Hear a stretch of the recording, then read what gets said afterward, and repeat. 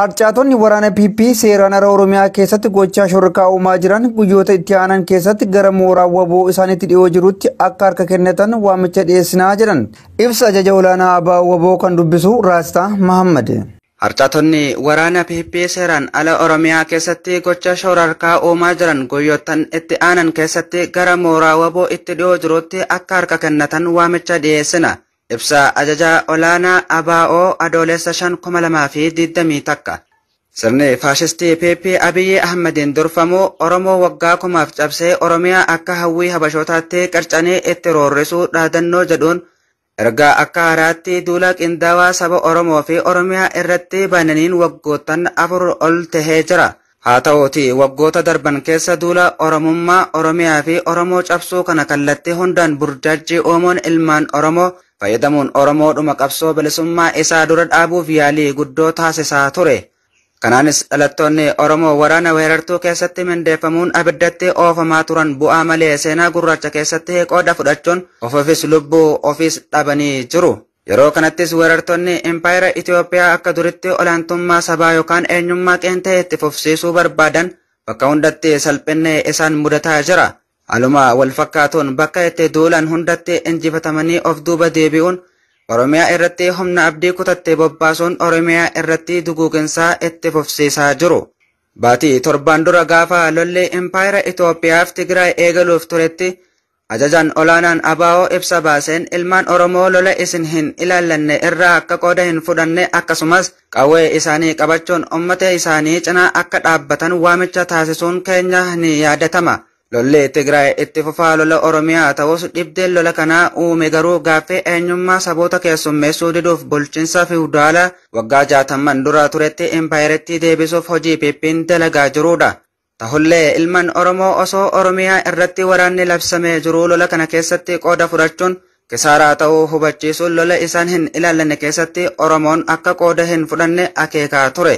Yeroo kanatti sumni habashootaa eenyummaan sabummaa balleessuun Itoophiyaa gudditti afaan tokko saba tokkoof aadaa tokko imaammata godhatanii ittiin deeman kufaatii isaan mudate irraa raafamaa fi rifaatuu keessa seenuun ilmaan Oromootti fayyadamuun bakka kufanii ol ka'uuf yaalaa jiru.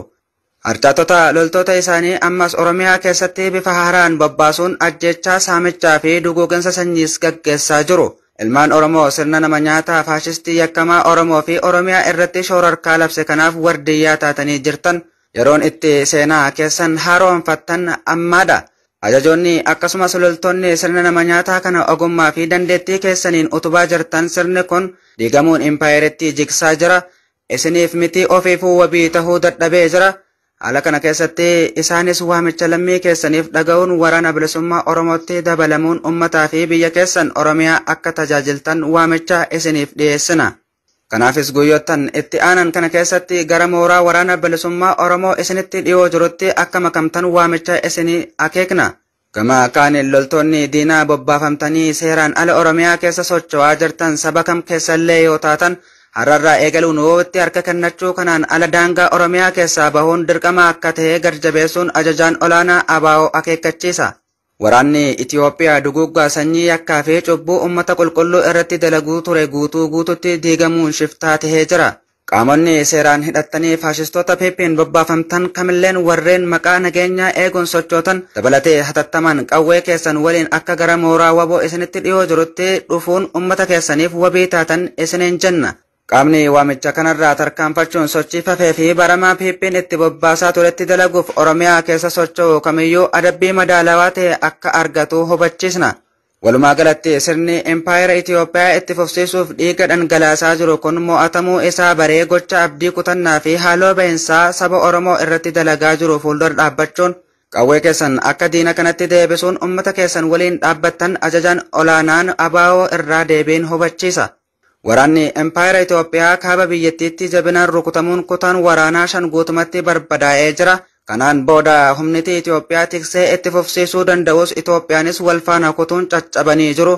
Kanaaf lammeen Oromoo fi mindeeffamtoonni waraana Impaayeratti duraan Oromiyaa bakka garaagaraatti bobbaafamaa jirtan akka gara waraana bilisummaa Oromootti dhufuun uummata keessaniif humna taatan jenna. Humni seerawaa fi nagaa waaraa godina Afrikaa fi biyya keenya Oromiyaa irratti fiduuf kabachiisuu danda'u yeroo kanatti dandeettiif beekamtii qabu waraana bilisummaa Oromoo tahuu ajajaan olaanaan ABO gadi jabeessee isin hubachiisa. Kanaafis hireen tarkaanfiin ilmaan Oromoo waraana PP keessa jirtan qabdan waraana bilisummaa Oromoo waliin hiriiruu nagaa waaraa hawwamuuf waboon itti jiru buusuu keessatti akka qooda fudhattan ajajaan olaanaan ABO gadi jabeessee hubachiisa. Ajajaa olaanaa ABO adoolessa 5 2021 injifannoon tan ummata